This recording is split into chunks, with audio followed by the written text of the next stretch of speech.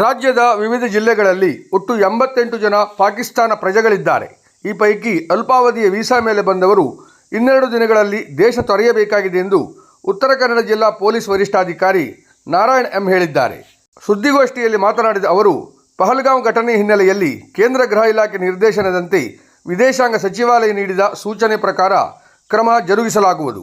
ಆದರೆ ದೀರ್ಘಕಾಲೀನ ವೀಸಾ ಹೊಂದಿದವರಿಗೆ ಇದು ಅನ್ವಯಿಸಿದು ಎಂದು ಹೇಳಿದ್ದಾರೆ. 88 ಮಂದಿಯಲ್ಲಿ 4 ವೈದ್ಯಕೀಯ ಕಾರಣಕ್ಕಾಗಿ ಭಾರತಕ್ಕೆ ಬಂದಿದ್ದಾರೆ. ಅವರು 4 ದಿನಗಳಲ್ಲಿ ದೇಶ ತೊರೆಯಬೇಕಿದೆ ಎಂದರು. ಭಟ್ಕಳ ಮಹಿಳೆಯರ ವಾಪಸ್ ಕಳಿಸಲಾಗುವುದು. ಭಟ್ಕಳದಲ್ಲಿ 10 ಮಂದಿ ಮಹಿಳೆಯರು ಹಾಗೂ ಅವರ 3 ಮಕ್ಕಳು ಹೊನ್ನಾವರದ ವಲ್ಕಿ ಗ್ರಾಮ ಮತ್ತು ಕಾರವಾರದ ತೇಲಿರಾಂಜಿ ಗಲ್ಲಿಯಲ್ಲಿ ತಲಾ ಒಬ್ಬರು ನೆಲೆಸಿದ್ದಾರೆ. ಎಲ್ಲರೂ ಮಹಿಳೆಯರೇ ಆಗಿದ್ದು ನವಾಯಿತ್ ಮುಸ್ಲಿಂ ಆಗಿದ್ದಾರೆ. ಅವರಿಗೆ ಜನಿಸಿದ 3 ಮಕ್ಕಳ ತಂದೆ ಭಾರತೀಯ ಆಗಿರುವುದರಿಂದ ಅವರನ್ನು ವಾಪಸ್ ಕಳುಹಿಸಲಾಗುವುದು. ವಲ್ಕಿ ಯುವತಿಯನ್ನು ಪಾಕಿಸ್ತಾನಕ್ಕೆ ಮದುವೆ ಮಾಡಿಕೊಡಲಾಗಿದ್ದು ಅವರು ಸದ್ಯ ತವರಿನಲ್ಲೇ ನೆಲೆಸಿದ್ದಾರೆ. ಮತ್ತೊಬ್ಬರು ಪಾಕಿಸ್ತಾನ ಪಾಸ್ಪೋರ್ಟ್ ಮೂಲಕ ಬಂದು ಭಾರತದ ಪೌರತ್ವಕ್ಕಾಗಿ ಅರ್ಜಿ ಸಲ್ಲಿಸಿದ್ದಾರೆ. ಈ ಪೈಕಿ ಮಹಿಳೆಯೊಬ್ಬರ ವಿರುದ್ಧ ನ್ಯಾಯಾಲಯದಲ್ಲಿ ಪ್ರಕರಣವಿದ್ದು ಜಾಮೀನು ದೊರೆತಿದೆ ಎಂದು ಹೇಳಿದ್ದಾರೆ.